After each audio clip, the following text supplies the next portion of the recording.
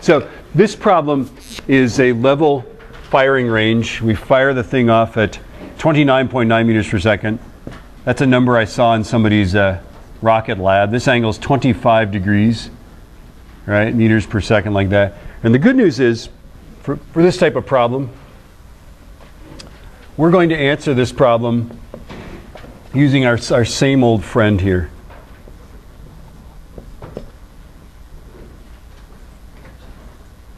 And it's still going to be true that this is 0 and this is negative 9.81, right? It's still going to be true that these guys, once you know them, are going to be equal to each other and they won't change, right? But it's not going to be true that this initial vertical velocity is 0, and there's going to be other things that aren't true, right? But you know, rest assured that the bedrock truths that these guys are equal, that doesn't accelerate, that this is negative 9.81 is true, right? Okay.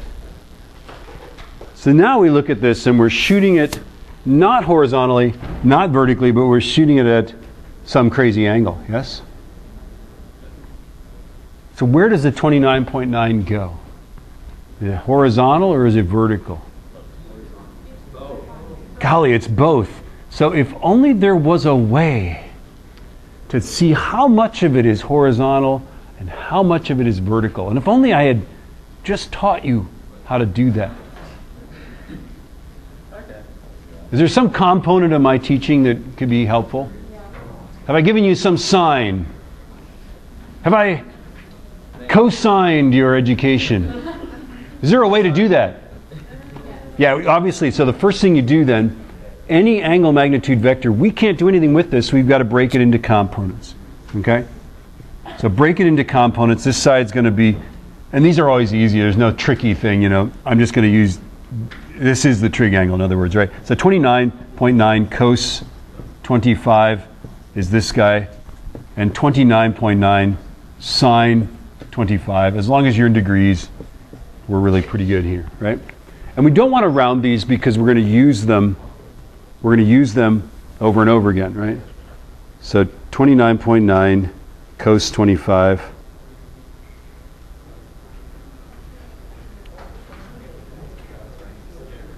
And that's 27.0986. This guy's the same one, right? All of the velocities horizontally will all be 27.0986, correct? And then 29.9 sine 25. Don't talk. Nothing's more exciting than me. Okay.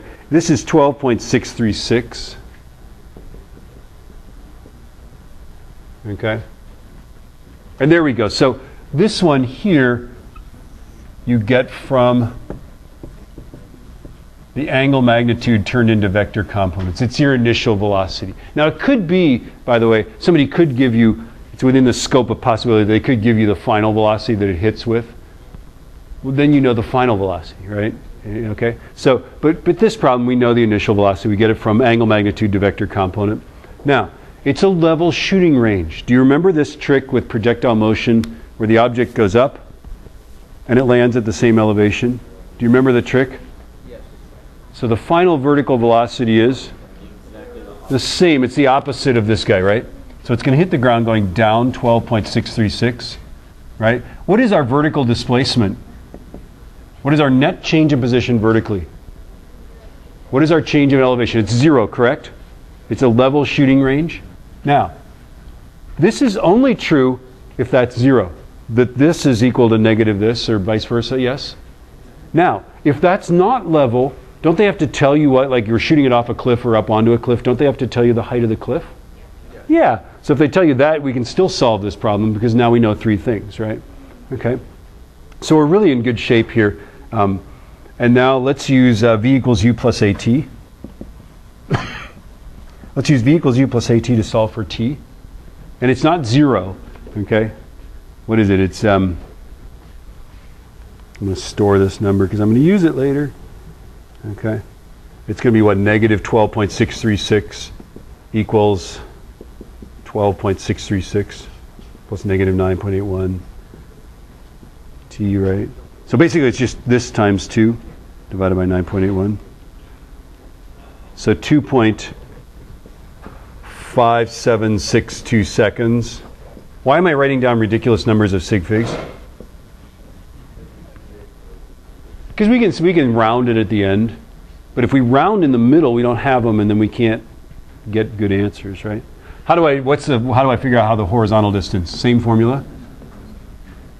Yeah, right? So it's going to be this guy. I'm going to store that in t, and then I'm going to go times my horizontal velocity that I've stored in here. 69.8 meters. So all I did was I did this times this. I got that. Yeah, Allie. But if you get t when you subtract 0.63, just kidding, second. Yeah. Yeah, I know. Don't. Kids like get 0 on that, right? And then that your math teacher experienced this sharp abdominal pain. But remember, it's like negative 25 point something, right? But yeah, it's common. It's 0. Are we good so far? So our question was, if you look at the whiteboard there, it says find the hang time. Well, the hang time is just 2 sig figs, 3 sig figs, 2.58 seconds, right? The range is 69.8, so that's how far it goes, right? Okay, and then it says, and it's got this varsity question, right? And again, we could have, what is its? I know it's exciting, but be quiet. What is its position? What is its velocity at a certain time, at a certain horizontal distance? And this one is a certain vertical distance, right? So let's say that this thing goes, follows a trajectory like this. Let's suppose that 8 meters is maybe this elevation here, right? And that's our varsity question. And then of course there's 2 answers. What's the velocity? Well, it hits that on the way up and the way down. Do you remember this? Okay. But here it says on the way up, doesn't it? Okay. So what that means for us is that we're going to solve this, and we're going to make sure that our vertical velocity is positive, right? This, we'd use the negative answer to that. You'll see what I mean by this, okay? So let's go through and make another one of these guys, right? Horizontal, vertical, S, U, V, A, T. And then these guys are negative 9.81 and 0, and this guy's still, and then it's like, what's still true? Is the initial velocity still true? It's still the same launch, right? So this guy's still 27.0986. This is still 12.636, right? Because that was given to us. Okay, where does the 8 meters of elevation go? Vertical, yeah, plus 8 meters. Now we know 3 things. 1, 2, 3. Is it likely we know the final velocity? Is it negative 12.636? No, because it's not the same elevation. It's going to be less because it's higher, more if it's lower, right? So this is one of the things we'll figure out. Then we'll figure out time. What about our final horizontal? We know that, don't we? Same thing, right? Right? We don't know the time, so we're going to have to figure that out, and then we can figure this out, right? Okay, now remember this trick. For this one, very hard to solve for time because it's quadratic. Remember these? So we're going to solve this guy using v squared is u squared plus 2as. And now the u is not 0, right? So v is, the absolute value of v is the square root of 12.636 squared plus 2 times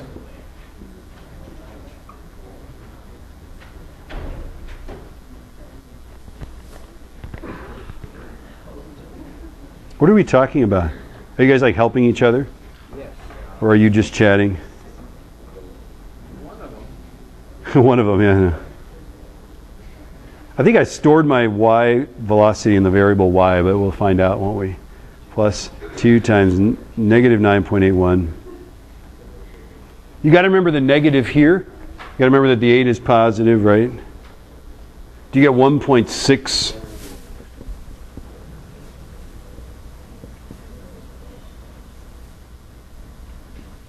So it's close to the top, isn't it?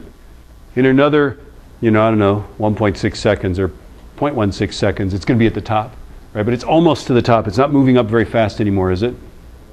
Right? It's losing about 10 meters per second of velocity every second. So in about 0.16 seconds, it'll be at the top. It's not quite at the top.